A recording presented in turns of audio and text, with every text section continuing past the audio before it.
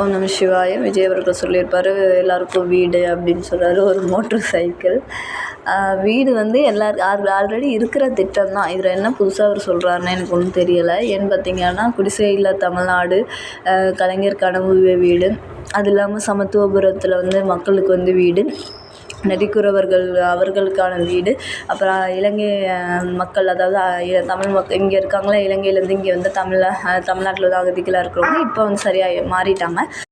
அகதிகள்னு சொல்ல வேண்டாம், அவங்களும் நம்ம மக்கள் தான். அவங்களுக்கான வீடு எனக்கு தெரிஞ்சு எங்கள் ஏரியாலே பார்த்திங்கன்னா ஒரு 50 வீடு அவங்களுக்கான வீடு அடுத்த ப்ராஜெக்ட்டு நடந்துக்கிட்டே இருக்குது.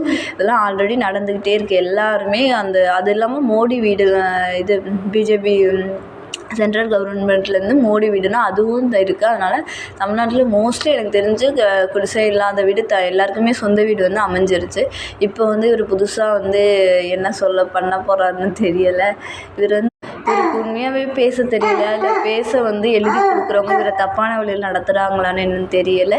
எனவே மாற்றம் வந்தால் யார் வேணாலும் வரவேற்கலாம், நாங்கள் தப்பே சொல்லலை. வாங்க, நல்லது செய்யுங்க, மக்களுக்கு தொண்டாற்றுங்க, யாருமே வேணான்னு சொல்ல. எடுத்த உடனே சிஎம் ஆகிறதுக்கு ரொம்ப பேராசை.